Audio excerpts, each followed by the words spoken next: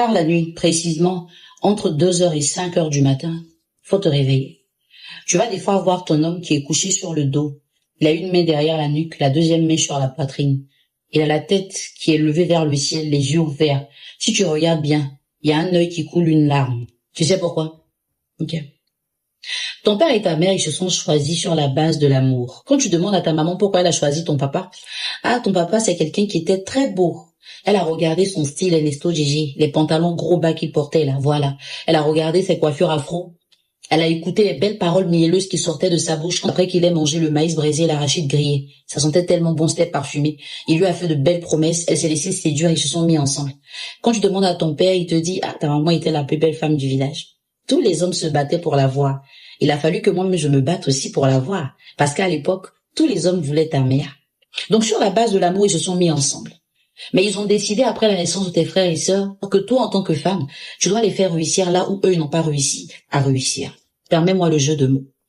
Aujourd'hui, tout ce qui est l'espoir de tes parents, c'est ta relation. Au point où quand tu présentes à tes parents l'homme que tu aimes, ton père va dire, non, je veux pas de lui, c'est un va-nu-pied. Un va-nu-pied, là. C'est pas qu'il mâche son chaussure, hein. C'est parce qu'il n'a pas l'argent. Oui.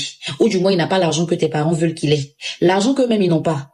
Quand ton chéri n'a pas cet argent, c'est un problème. Mais si tu ramènes quelqu'un qui est friqué, on cherche même pas à savoir qu'est-ce qu'il fait comme activité. Bon, on comprend. Vous autres là, vous êtes très occupés. Sinon, j'ai bien reçu l'argent. Ils ont même commencé à nettoyer les champs là-bas. Donc, je disais à ta femme, et ça, même si tu es sa petite amie, on t'appelle sa femme, parce qu'il a l'argent. Et toi, tu vis aujourd'hui dans une pression où tu mets de côté tes sentiments et tu mets en avant les calculs. Quand tu vois un homme qui est bien, qui te plaît, qui t'aime et que tu aimes, tout de suite, tu vas le barrer de ta liste parce que tes parents ne vont pas le valider. Tes parents ne vont pas accepter qu'il soit ton mari. Tes parents qui se sont mariés sur la base de l'amour, là, aujourd'hui, ils trouvent que l'amour n'est pas bien. Et quand tu vas parler à ta mère, elle va te dire, oui, nous autres là, les erreurs qu'on a faites, on n'a pas envie que vous fassiez les mêmes erreurs. Maman, tu n'as pas fait d'erreur en choisissant l'homme que tu aimes. Non, ça c'est pas une erreur. Au contraire, c'est la meilleure chose à faire. L'erreur que tous les deux vous avez commise, c'est d'être resté au même niveau financier depuis votre jeunesse jusqu'à l'âge où vos enfants peuvent se marier. Sinon, vous choisir par amour, là, ce n'est pas une erreur. C'est parce que vous vous aimez encore même que vous vous tenez la main. C'est pour ça que tout le monde est fier de vous quand vous va au quartier. Mais c'est vous qui aurez dû changer votre situation. C'est pas vos enfants qui doivent vous faire réussir. Aujourd'hui, vous mettez la pression à vos filles. Vous les obligez à choisir des hommes qu'elles n'aiment pas. Et quand elles choisissent des hommes qu'elles aiment, vous n'êtes tellement pas content qu'elles sont obligées, elles, de leur mettre la pression. Bon.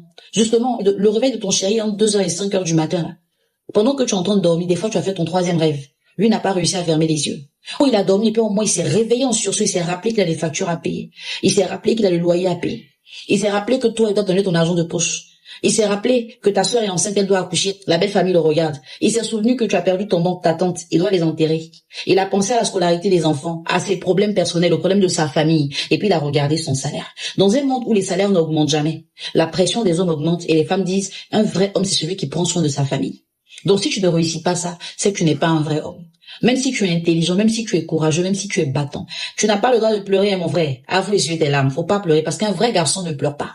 Depuis la base, on a tué en toi les émotions, on a tué en toi les sentiments, pour te dire que tu es le robot de la vie qui doit faire fonctionner la femme que tu rencontres. C'est celle-là qui va te donner des enfants, c'est grâce à elle qu'on va t'appeler papa. Mais la même femme-là, elle attend que tu sois romantique. Avec quel sentiment? Quand tu es devenu un robot, tu vas être romantique avec quoi? Dans certains cas, tu peux même pas te confier à elle. Tu peux même pas la faire asseoir pour lui dire, chérie, c'est dur, je suis fatiguée. J'ai essayé, j'ai frappé à toutes les portes, je me bats bien, je travaille, j'ai un bon salaire, mais les charges sont énormes. Tu ne peux pas dire ça, parce que quand tu dis ça, que tu n'es plus un homme. Tu risques de perdre cette autorité-là que la vie t'a donnée si tu oses parler des problèmes que la vie t'a donnés. Tu dois rester fort, tu dois avoir la tête haute, peu importe les circonstances. Et même là où tu n'avais pas prévu, on t'attend, faut que tu répondes. Quand tu vas parler à un ami, il va te dire, Joe, c'est comme ça, faut gérer, ça va aller. Quand tu vas parler à tes parents, dès que tu finis de leur expliquer, même là, ça me gêne même, parce que je voulais t'appeler pour te dire qu'ils ont envoyé les factures, est-ce que tu m'expliques là? Je sais pas comment faire. Pendant ce temps, ta belle famille t'attend. Que ce soit pour les mariages, les anniversaires, les baptêmes, même pour les funérailles, ta belle famille t'attend. Tu dois être un garçon. Un garçon ne pleure pas, tu es le Woody. Le Woody que Dieu a envoyé sur la terre. Et quand tu finis tout ça et que tu demandes qu'on te respecte un peu, on trouve que tu es compliqué. Quand tu regardes comme ça ta partenaire et que tu vois que tu la dégoûtes, parce que ça fait 6 mois qu'elle t'a demandé de l'argent pour lancer une activité et que tu n'as pas pu réunir cet argent, tu sens qu'elle commence à te mépriser. Tu sens qu'elle commence à te remplacer financièrement par un pointeur, un ex. Toi, tu es incapable, frère. C'est quoi? Depuis 6 mois, on t'attend pour donner l'argent, tu peux pas donner l'argent. Tu te prends pour qui? Soit tu es un homme, soit tu n'es pas un homme. C'est quoi ça? Bon, en tout cas, un homme qui peut pas me prendre en charge, c'est pas la peine, hein. Mais dans la prise en charge de ta femme, il n'y a pas que ta femme. Il y a ta femme, il y a ses parents, il y a ses amis, il y a ses sœurs, il y a ses projets. Il y a tout ça. Je l'ai dit un jour en discutant avec quelqu'un.